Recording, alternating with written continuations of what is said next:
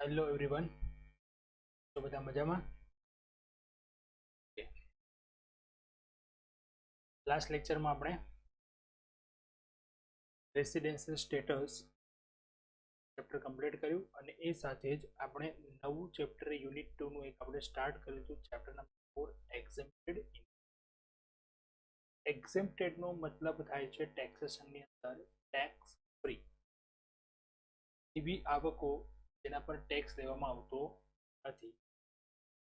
એવું કહી શકીએ કે એવી આવકો કે જે ઇન્કમ ટેક્સનો પાર્ટ નથી. Income do not part of the total income, એટલે કે ટોટલ ઇન્કમનો ભાગ નથી. જે કુલ આવકની ગણતરીમાં એ આવકનો સમાવેશ કરવામાં આવતો નથી. એ ઇન્કમ કેવી થઈ જાય? એક્ઝેમ્પ્ટ, એટલે કે એના પર ટેક્સ લેવામાં આવતો. તો ઇન્કમ ટેક્સ એક્ટની અંદર સેક્શન 10 આપવામાં આવી છે. આ સેક્શન 10 સ્પેશિયલી ફોર આપે છે એક્ઝેમ્પ્ટેડ ઇન્કમ્સ માટે. અલગ અલગ પર્સન્સ માટે અલગ અલગ ઇન્કમ્સની. પર્સન્સ એટલે અહીંયા અલગ અલગ વ્યક્તિઓ નહીં, વારંવાર આ એક વસ્તુ. પર્સનનો મિનિંગ થાય છે ટેક્સ. ઇન્કમ ટેક્સ એક્ટની અંદર person includes first individual, HUF, partnership firm, company, AOP, TOI, artificial juridical person. આ બધાનો સમાવેશ પર્સનના એક શબ્દમાં કરવામાં આવ્યો છે for the purpose of act. અહીંયા હું પર્સન કહું એટલે કોઈ વ્યક્તિ નહીં, વ્યક્તિનો સમાવેશ પણ થાય, કંપનીનો સમાવેશ પણ થાય, પાર્ટનરશિપ ફર્મનો સમાવેશ પણ થાય. પર્સન એટલે બધા જ ઇન્કમ ટેક્સ એક્ટ માટે પર્સન છે, વ્યક્તિઓ છે. બરાબર છે? જે આપણે ડેફિનેશન જોયું. તો અહીંયા સેક્શન 10 જે છે એ સેક્શન 10 ની અંદર આવા અલગ અલગ પર્સન્સ જે છે એ પર્સન્સ માટે અલગ અલગ ઇન્કમની પ્રોવિઝન અલગ અલગ રીતે. આપણા સિલેબસમાં આપણે જોઈએ છીએ કે આપણે ઓનલી ફોર કોના માટે શીખવાનું છે? Income tax act only for individual, live person, male or female, major or minor. એ એક વ્યક્તિ માટેની આપણે વાત કરીએ, કોઈ કંપની નહીં, પાર્ટનરશિપ ફર્મ નહીં, કોઈ એચયુએફ, એક નોર્મલ વ્યક્તિ, પર્સન. બરાબર છે? તો અહીંયા સેક્શન 10 ની અંદર આપણને એક્ઝેમ્પ્ટેડ ઇન્કમનું જે આપેલી છે બધી એક્ઝેમ્પ્ટેડ ઇન્કમ માટે છે only for individual. Okay, last લેક્ચરમાં આપણે એક બે ડિસ્કશન કરી હતી. આમ તો જો એગ્રીકલ્ચર ઇન્કમ છે, પછી બીજી ઘણી ઇન્કમ છે અને એક્ઝેમ્પ્ટેડ તરીકે ઘણી છે, પણ એક્ઝેમ્પ્ટેડ ઇન્કમમાં મોસ્ટલી આટલી ઇન્કમ છે જે હેડિંગ તરીકે આપણે કહી શકીએ: agriculture income and etcetera. Agriculture income અને વગેરે બીજી ઘણી ઇન્કમો છે એગ્રીકલ્ચર જેવી જ આપણને લાગતી હોય એવી. ઇન્કમ્સ ઓફ નોન રેસિડેન્ટ, ખ્યાલ છે નોન રેસિડેન્ટ એટલે કોણ? એન્ડ ફોરેન સિટીઝન, જે ભારતનો નાગરિક નથી, નોન રેસિડેન્ટ, એના માટે અમુક આવકો અહીંયા એક્ઝેમ્પ્ટેડ છે. અહીંયા ટેક્સ લેવામાં નથી આવતો, એમને કન્ટ્રીમાં લેવામાં આવે, એટલા માટે અહીંયા એક્ઝેમ્પ્ટેડ થઈ જાય. વોટ એવર રીઝન શું છે એનાથી આપણે મતલબ નથી, આપણે યાદ રાખવાનું આ ઇન્કમ એક્ઝેમ્પ્ટેડ છે. Certain incomes of Indian citizen, ભારતના નાગરિકો માટે પણ અમુક આવકો એક્ઝેમ્પ્ટેડ છે. ઇન્કમ્સ ઓફ એમ્પ્લોઈઝ, જે લોકો જોબ કરે છે, કંપનીઝમાં કે વગેરેમાં જોબ કરે છે, નોકરી કરે છે, એ લોકોના માટે અમુક આવકો જેમને એમના એમ્પ્લોયર, માલિક પાસેથી મળતી હોય કે બીજે ક્યાંકથી રોકાણ કરવાથી કે વગેરેથી મળતી હોય તો એ એક્ઝેમ્પ્ટેડ છે. Allowances and awards, sorry, interest on security. Security મતલબ અહીંયા રોકાણોનું વ્યાજ. અમુક રોકાણો એવા છે કે જે રોકાણ કરશો અને એનું વ્યાજ મળે તો એ બરાબર છે. Allowances and awards etcetera. Allowances, કર્મચારી જ્યારે કંપનીમાં ક્યાંય કામ કરતો હોય અથવા તો કોઈ જોબ મેળવતો પગારદાર વ્યક્તિ હોય તો એને એના માલિક પાસેથી પગાર ઉપરાંત વસ્તુઓ મળે, એને એલાઉન્સીસ કહેવાય. ક્યારેક એને સારા કામ માટે એવોર્ડ્સ આપવામાં આવે, એવોર્ડ્સની અંદર રકમ પણ મોટી રકમ મળે, કોઈ કિંમતી વસ્તુ મળે ત્યારે, તો એ બધું અહીંયા એક્ઝેમ્પ્ટ. એન્ડ મિસેલનસ ઇન્કમ, એ સિવાયની અપરચૂરણ ઘણી આવકો છે એ. બરાબર છે? આની અંદર આપણે લાસ્ટ એગ્રીકલ્ચર ઇન્કમ ડિસ્કસ કરી હતી. એગ્રીકલ્ચર ઇન્કમની અંદર કઈ કઈ ઇન્કમ શા માટે ટેક્સેબલ નથી, બરાબર છે, ક્યારથી એનો સમાવેશ આપણે ટોટલ ઇન્કમમાં કર્યો, વગેરે. અને એગ્રીકલ્ચર ઇન્કમ વિશે આપણે ડેફિનેશન્સમાં પણ જોયું હતું, તો ખાસ ઇમ્પોર્ટન્ટ છે, આ ચેપ્ટરમાં પણ કવર થાય છે, ધ્યાન રાખવાનું, બરાબર છે. સેકન્ડ હતી રિસિપ્ટ ઓફ એચયુએફ. એચયુએફના મેમ્બર તરીકે એચયુએફમાંથી કોઈ ઇન્કમ મળે તો, અને પાર્ટનરશિપ ફર્મનો પાર્ટનર હોય અને પાર્ટનરશિપ ફર્મ પાસેથી નફો મળે તો એ એક્ઝેમ્પ્ટેડ છે in the hands of partner. Partner માટે એ ટેક્સેબલ નથી, because A profit already tax ભર્યા પછી જ મળે છે. Okay done. ચલો નેક્સ્ટ હવે આગળ વધીએ આપણે આ ચેપ્ટરની અંદર. તો સેકન્ડ પોઈન્ટ છે આપણો income of non resident and foreign citizen. Non resident હોય અને ફોરેન સિટીઝન હોય એના માટેની કઈ કઈ ઇન્કમ એક્ઝેમ્પ્ટ ગણવામાં આવી છે. તો સૌથી પહેલી છે interest to a non resident. Non રેસિડેન્ટને મળતું વ્યાજ, વ્યાજની રકમ. કયા કયા વ્યાજ? એની income from interest including premium on redemption. redemption એટલે પરત કરવું. on securities notified by the central government received by a non-resident is paid. ફરી જો, any income from interest on securities notified by central government received by non-resident paid. non-resident હોય અને એને central ગવર્મેન્ટે જે અમુક સિક્યુરિટીઝ નોટિફાઈડ કરેલી છે એમાં ઇન્વેસ્ટમેન્ટ કર્યું હોય અને એનું વ્યાજ જો એને નોન રેસિડેન્ટને મળતું હોય એ એક્ઝેમ્પ્ટેડ છે નોન રેસિડેન્ટ માટે, બરાબર છે. In the case of an individual being a citizen of India or a person of origin Indian who is also a non-resident. આપણે સ્ટેટસમાં જોયું હતું કે ભારતનો મૂળ નાગરિક હોય તો પણ એ નોન રેસિડેન્ટ કહી શકીએ. ક્યારે?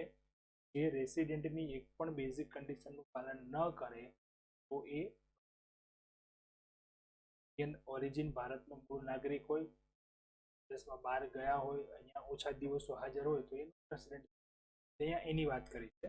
તો એ નોન રેસિડેન્ટ હોય તો એના માટે શું કહ્યું છે?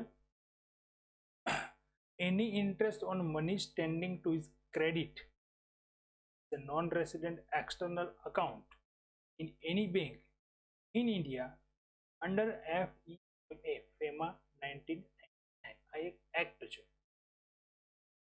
is exempted. બરાબર.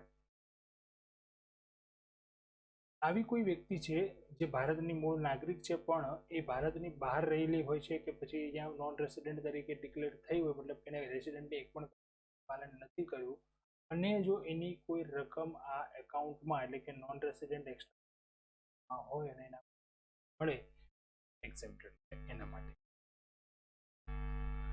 In the case of an individual being a citizen of a person of India origin who is also a non-resident, any income from interest on such saving certificate issued before 1/6/2002 by the central government provided that he has made such investment in convertible foreign exchange remitted under the provisions of FEMA 1990. અહીંયા પણ same વસ્તુ કીધી છે કે જો કોઈ પણ આવો વ્યક્તિ હોય કે જે ઇન્ડિયન ઓરિજિન છે અને એને નોન રેસિડેન્ટ બન્યો હોય અને એને જો કોઈ પણ અમુક સેવિંગ સર્ટિફિકેટ ઇસ્યુ કરવામાં આવે છે 1/6/2002 પછી બાય ધ સ્ટેટ ગવર્મેન્ટ અને એ ગમે ત્યારે એને રોકડમાં રૂપાંતર કરી શકે છે, તો એવા સેવિંગ સર્ટિફિકેટનું ઇન્ટરેસ્ટ એ એક્સેપ્ટેડ થઈ છે of not Indian origin. Second છે remuneration received by foreign diplomats of all categories. remuneration એટલે પગાર કહી શકીએ, આપણે સેલરી કહી શકીએ. અહીંયા સેલરી કરતા રેમ્યુનરેશન શબ્દ એટલા માટે વાપર્યો કે એમને માનદ વેતન આપવામાં, માન ખાતર માનદ વેતન કહીએ શકીએ આપણે એને.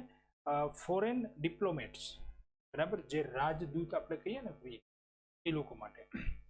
The following incomes of individuals who are not citizen of India are exempted. The following incomes of individuals who are not Indian citizen. First, remuneration received by foreign diplomats, etc. Remuneration received by a foreign citizen or employee of a foreign enterprise provided his stay in India does not exceed 60 days. Second point ફરી સમજો. Remuneration received by foreign diplomat, sorry, foreign citizen. એ છે આપણે અહીંયા ઇન્ડિયામાં વ્યક્તિ, પણ એને રેમ્યુનરેશન કોણ આપે છે? ફોરેન પર્સન કોઈ આપે છે.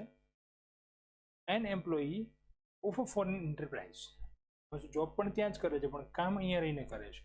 Provided his stay in India does not exceed 60 day, અને 60 દિવસથી વધારે નથી અહીંયા પ્રેઝન્ટ, નોન ટેક્સેબલ, ठीक है, exempt. Remuneration received by a non-citizen who is non-resident for services rendered on a foreign ship, provided his total stay in India does not exceed 90 days in the previous. એટલે અહીંયા exemption માટેની condition છે 90 days, 60 days ન હોય તો taxable નથી. એનાથી વધારે દિવસ જો અહીંયા પ્રેઝન્ટ થઈ જાય તો બે રેસિડેન્ટ બની જાય, નોન રેસિડેન્ટ છે જ નહીં તો પાછું શું થઈએ? ટેક્સેબલ થઈ જાય. અહીંયા એવી વાત કરી છે કે નોન સિટીઝન છે અને નોન રેસિડેન્ટ છે, સર્વિસ કરે છે ફોરેન શિપમાં, બરાબર છે, અને જો એના એ 90 દિવસથી વધારે અહીંયા હાજર નથી ઇન્ડિયામાં. Remuneration received by non-citizen as an employee of a foreign government during his training in India in any undertaking on or approved by central government. Remuneration received by non-citizen. Non-citizen ને remuneration મળે છે as an employee તરીકે of a foreign government ના employee તરીકે during his training in India. એ ઇન્ડિયામાં પોતાની training મેળવે છે અને એને ફોરેનથી આવું કોઈ રેમ્યુનરેશન મળે છે તો એ ટેક્સેબલ નથી. ઓકે, આ બધી હતી ઇન્કમ્સ કોના માટે? Non resident. હવે જોઈએ certain incomes of Indian citizen. Indian citizen માટે પણ અમુક આવકો ટેક્સેબલ નથી. First, leave travel concession, LTC કહીએ આપણે. ગવર્મેન્ટ કર્મચારીઓ અને મોટી મોટી કંપનીઓના કર્મચારીઓને આ એલટીસી મળે. શું છે એલટીસી સમજીએ. In the case of Indian citizen employee, Indian citizen નહીં, ખાલી ઇન્ડિયન સિટીઝન એમ્પ્લોયી મતલબ જે લોકો નોકરી કરે છે, કામ કરે છે, જોબ કરે છે. The value of any travel concession or assistance received by him or due to him from his employee. Received by or due to એટલે મળી ગયું હોય કે મળવાનું બાકી હોય, from his employer ના માલિક પાસેથી, for himself and his family આના માટે પોતાની ફેમિલી માટે, in connection with his proceeding on leave or after retirement to any place in India, exempted.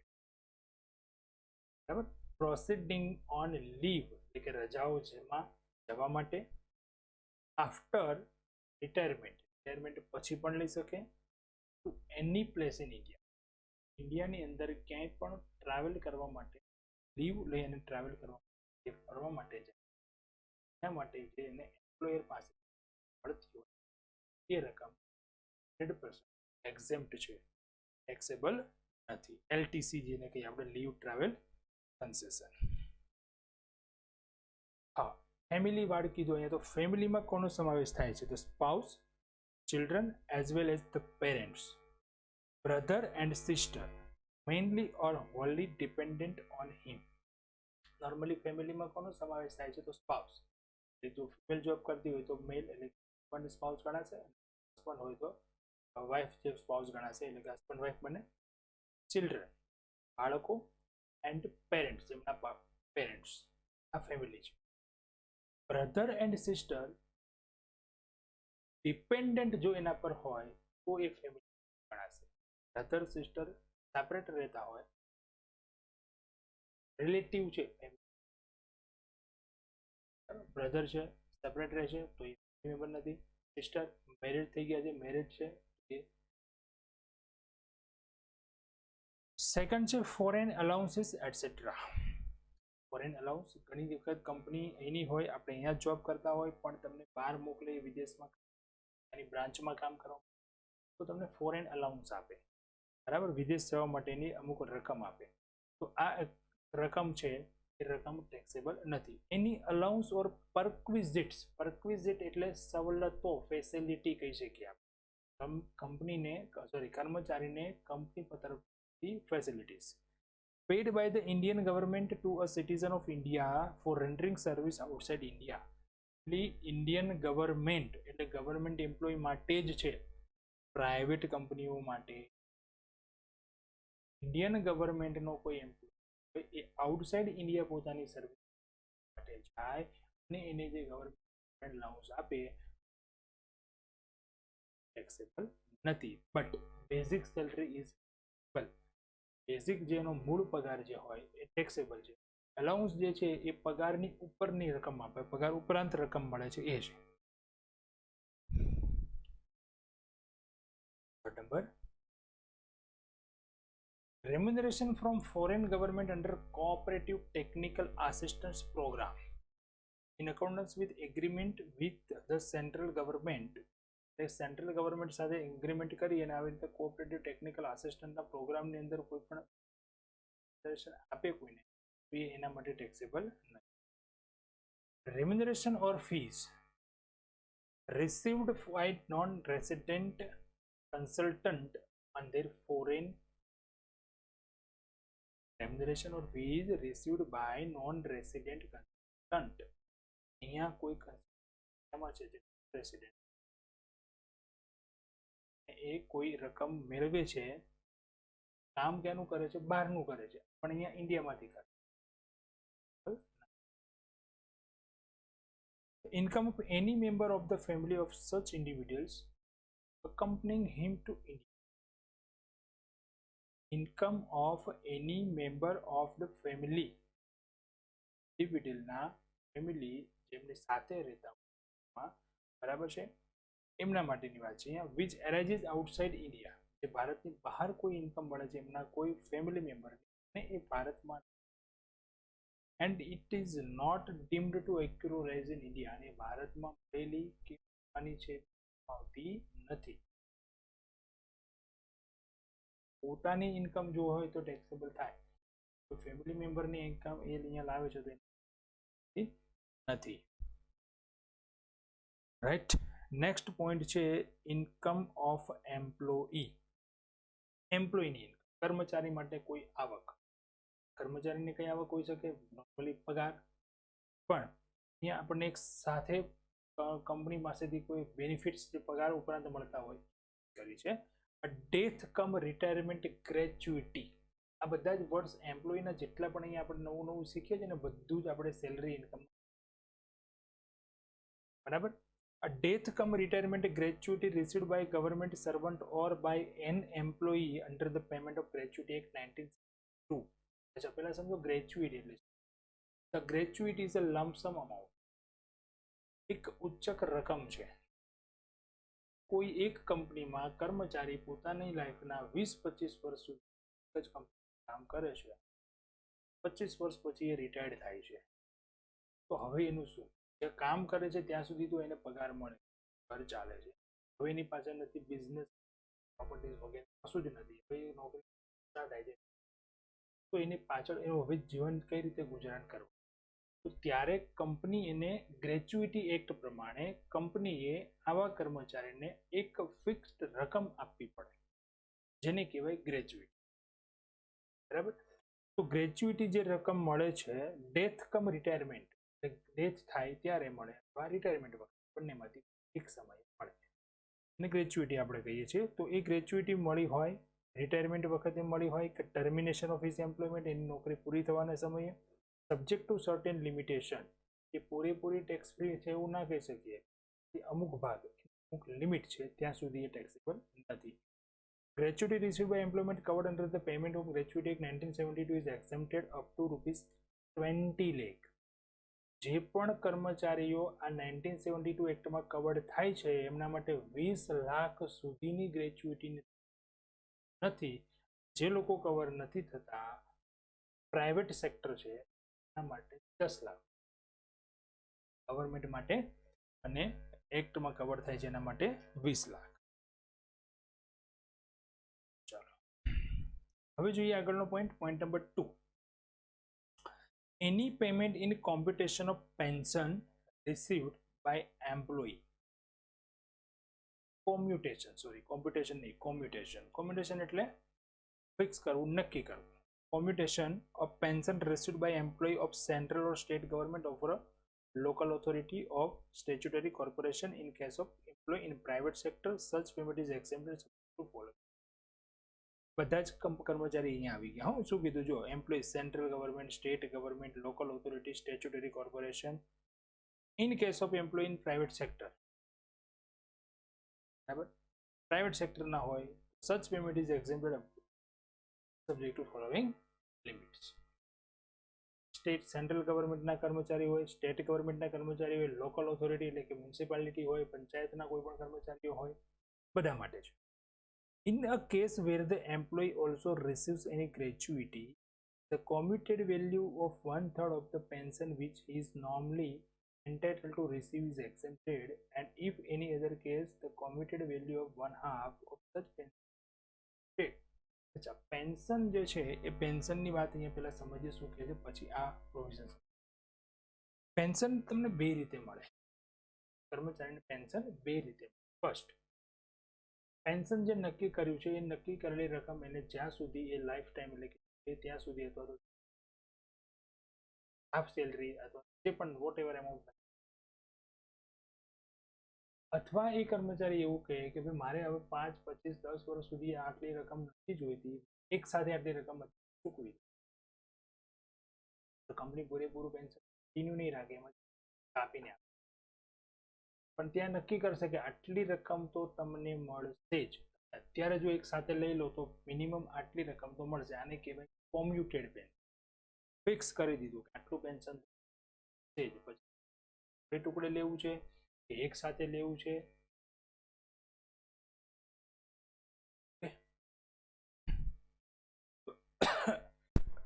Sorry. તો એના માટે અહીંયા વાત એવી કરી છે કે જો આવું કોઈ કર્મચારી હોય તો એને ગ્રેચ્યુટી પણ જો મળતી હોય તો એના માટે અલગ પ્રોવિઝન છે કે 1/3 પાર્ટ જે છે આ પેન્શનનો એ એક્ઝામ થઈ જાય, અને ગ્રેચ્યુટી નથી મળતી તો 1/2 એટલે 2 exempted. Any payment received by an employee of central or state government for leave encashment at the time of his retirement for other employees, it is accepted subject to following limits. અહીંયા પહેલું વાક્ય જે કીધું છે ને એના માટે 100% છે, પછી જે કીધું ને ફોર ધ એમ્પ્લોયી તો એના માટે આ લિમિટ છે. પહેલા તો સમજો પેમેન્ટ લીવ એન્કેશમેન્ટ એટલે શું? લીવ એન્કેશમેન્ટ એટલે રજાઓનો પગાર, રજા પાડો અને પગાર મેળવો, સારું કહેવાય. લીવ એન્કેશમેન્ટ એટલે રજાઓનો પગાર. એટલે એનો એવું હોય છે કે કંપનીની અંદર કે કોઈ પણ ગવર્મેન્ટના ડિપાર્ટમેન્ટની અંદર જ્યાં જોબ કરતો હોય એને અમુક લીવ એલાઉડ કરી. સપોઝ માની લો કે કોઈ કંપનીમાં નક્કી કર્યું કે તમને વાર્ષિક 15 દિવસની રજાઓ મળશે, એટલે એ આખા વર્ષ દરમિયાન તમે 15 રજાઓ તમે મેળવી શકો, ભોગવી શકો. ત્યાં સુધી તમારો પગાર કાપવામાં આવશે નહીં. પછી તમે એક જ મહિનામાં 15 દિવસ રજા પાડી દો કે 6 મહિનામાં કરો કે 12 મહિનામાં, 15 દિવસ જ્યાં સુધી તમારી રજા રહેશે ત્યાં સુધી તમારો પગાર કાપવામાં આવશે, મળશે. એવું તમને અલાઉડ કરી, બરાબર છે. પણ કોઈ કર્મચારી એકદમ સિન્સિયર છે અને 15 લીવ એલાઉડ કરી છે, પણ એ 10 જ રજાઓ આખા વર્ષમાં, તો એની 5 જે રજાઓ છે એ ક્રેડિટ થશે, જમા બોલશે. તો એ 5 રજાઓ એને વધારે કામ કર્યું, ખરેખર તો એને રજા ભોગવવાની હતી, રજા મેળવવાની હતી, પણ નહીં, અને એને કામ કર્યું, એને એ 5 દિવસ મળશે. એને કહેવાય લીવ એન્ડ, બરાબર. જે સેન્ટ્રલ સ્ટેટ ગવર્મેન્ટ વાળાના છે એમના કર્મચારીઓ માટે પૂરેપૂરું એક્ઝેમ્પ્ટ છે, પણ જો પ્રાઇવેટ સેક્ટર માટે હોય તેના માટે શું છે, તો આટલા પોઈન્ટ છે. Cash equivalent of leave salary એટલે કે જે લીવ સેલરી મળી છે એ. બીજું છે 30 days salary of each completed years of service, જેટલા વર્ષો એને અત્યાર સુધી કામ કર્યું એટલા વર્ષોનો 30 દિવસનો પગાર. Maximum 10 month salary based on last 10 months average salary or maximum 3 lakh, whichever is least is exempt. આજે 3 રકમો ગણ્યું, પણ 4 માંથી જે ઓછામાં ઓછી મિનિમમ હશે એક્સેપ્ટ, બાકીની રકમ ટેક્સેબલ. રિટ્રેચમેન્ટ કમ્પન્સેશન એ પણ કર્મચારીઓ માટે છે. રિટ્રેચમેન્ટ કમ્પન્સેશન વળતર કહેવાય આપણે એને. Compensation received by workman under a industrial dispute act 1947 subject to certain condition up to maximum amount ₹5 lakh આટલું taxable. રિટ્રેચમેન્ટ કમ્પન્સેશન એટલે કંપનીના જે કર્મચારીઓ છે એના એક બેનિફિટ એની સુરક્ષા માટેનું આ એક વળતર ને કંપની અને કર્મચારીઓ વચ્ચે કોઈ ડિસ્પ્યુટ ઊભા થયા હોય અને એમાં કંપનીને અથવા તો કર્મચારીને કંઈ નુકસાન થયું હોય બરાબર છે, એ વળતરની વાત કરી છે. ₹5 લાખ સુધી એક્ઝેમ્પ્ટ છે. મેક્સિમમ 5 લાખ કીધું ને, એ સિવાય ટેક્સેબલ થઈ. compensation received by victims of Bhopal gas leakage. આ એક કેસ છે. Bhopal gas leakage disaster is fully exempt from tax. એ ફુલ્લી એક્ઝેમ્પ્ટ થઈ ગયું, 5 લાખ સુધી નહીં, પૂરેપૂરું. Similarly compensation on account of any disaster means catastrophe, mishap, calamity, the grave occurrence in any area arising from natural or man-made causes received or receivable from central or state government or local authorities also.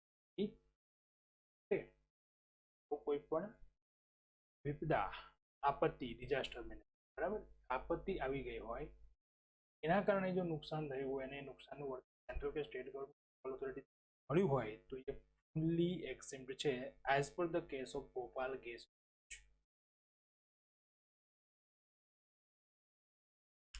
amount received on voluntary retirement.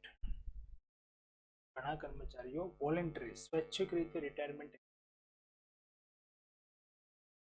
તો એમને ત્યારે એક સામટી રકમ અમુક મળતી હોય છે, તો એ રકમ પણ એના માટે ટેક્સેબલ હોતી નથી. પણ એના માટે શું પ્રોવિઝન છે જોઈએ? એની પેમેન્ટ 5 લાખ સુધીનું received or receivable by an employee of a public sector company or any state government at the time of his voluntary retirement fully પૂરેપૂરું કોઈ પણ કંપની હોય, બરાબર, પ્રાઇવેટ સેક્ટર હોય, પબ્લિક સેક્ટર હોય, state. The amount of tax actually paid by the an employer on the income in the nature of perquisite not provided for by way of monetary payment on behalf of an employee. Tax actually paid by employer. યાદ રાખજો, આ બધું પાછું salary ઇન્કમના ચેપ્ટરમાં પણ આવશે ને ત્યાં તો પ્રેક્ટિકલ આપણે ક્વેશ્ચન રાખવાનું છે. ખાસ આપણે ડિસ્કસ કરી તેને યાદ રાખવાના, બરાબર છે. tax paid by the employer on the income in the nature of perquisite.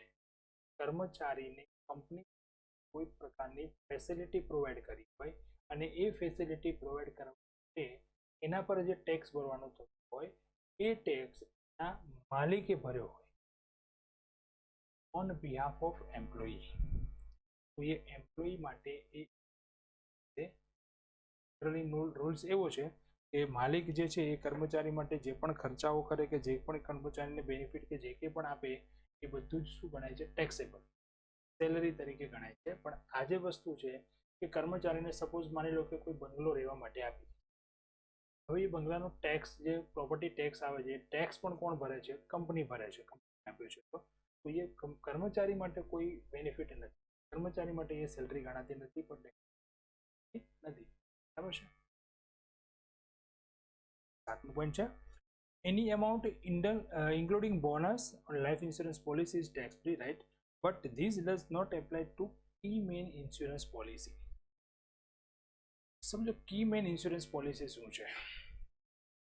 Companies જે હોય ને, કંપનીઝની અંદર કોર્પોરેટ સેક્ટરમાં તમે વિચારો અંદર કોઈ એક જ વ્યક્તિ હોય એવો કે જેના પર આખી કંપનીનું જે વર્ક સ્ટાઇલ હોય, વર્ક સ્ટાઇલ એના પર ડિપેન્ડન્ટ હોય. આખી જે એની સિસ્ટમ છે એ સિસ્ટમ એને ડેવલપ કરી હોય, એના આઈડિયાઝ પ્રમાણે આખું મેનેજ. એ વ્યક્તિ પોતે કામ નથી કરતો, પણ એ વ્યક્તિ પોતાની બુદ્ધિથી આ બધાને કામ કરાવડાવે છે અને એ પોતાના આઈડિયાઝ લગાવે છે અને પોતાનું એ કામ કરાવે. તો આ વ્યક્તિ જે હોય ને, જેના ન હોવાના કારણે શું થશે? એ બંધ તો નહીં થઈ જાય પણ કંપનીને નુકસાન જશે.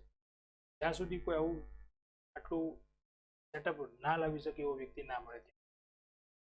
તો આવા વ્યક્તિને કંપનીને ખાસ જરૂરિયાત હોય, આવા વ્યક્તિને સાચવવાની અને એની સંભાળ રાખવાની જવાબદારી પણ કંપનીની હોય છે. તો કંપનીના સંચાલકો આવા વ્યક્તિ જે હોય એ મેઇન તરીકે ઓળખે એમની લાઈફ સેટ કરવા માટે, સોરી, લાઈફ સુરક્ષિત કરવા માટે એમની પોલિસી, એને કહેવાય કી main insurance policy.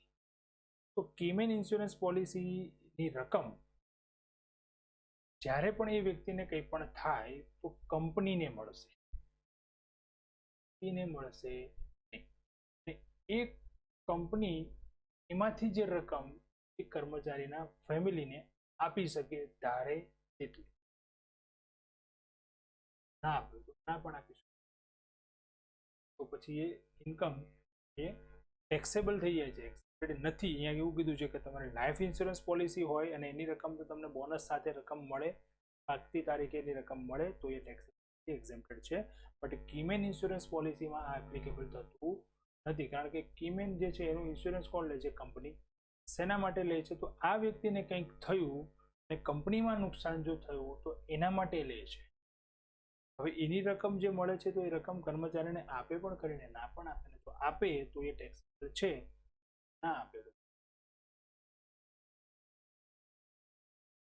Number 8, any payment from a provident fund to which the Provident Fund Act 1925 applies or from any other provident fund set up by the central government. PF ની રકમ જે છે એ પૂરેપૂરી tax free છે. Any payment from an account opened in accordance with the Sukanya Samruddhi account. 2014 માં એક અકાઉન્ટની scheme આવી હતી સુકન્યા સમૃદ્ધિ, એના બોન્ડ્સ પણ છે સુકન્યા બોન્ડ્સ. તો એની અંદર તમે એકાઉન્ટ ઓપન કરી અને એની અંદર રકમ જમા કરો અને પછી એ રકમ મળે તમને, એ રકમ taxable. The accumulated balance of a recognized provident fund payable to the employee subject to condition laid down in the act. કર્મચારીને એના પ્રોવિડન્ટ ફંડમાં જે રકમ જમા થઈ હોય એ રકમ આપવા માટે, બરાબર છે. ક્યાં ગમે ત્યારે પણ જો કંપની આપે એવી રકમ કર્મચારી માટે ટેક્સેબલ, બરાબર છે.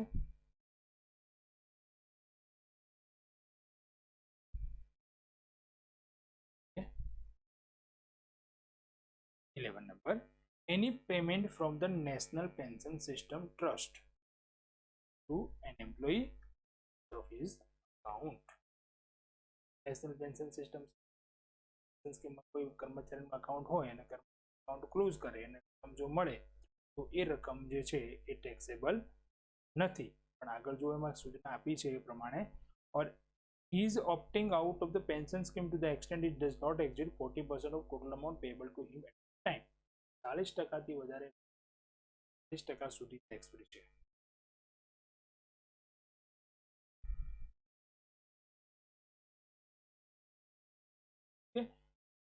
Any payment from the National Pension System Trust to employee on practical withdrawal made out his account to the extent it does not %.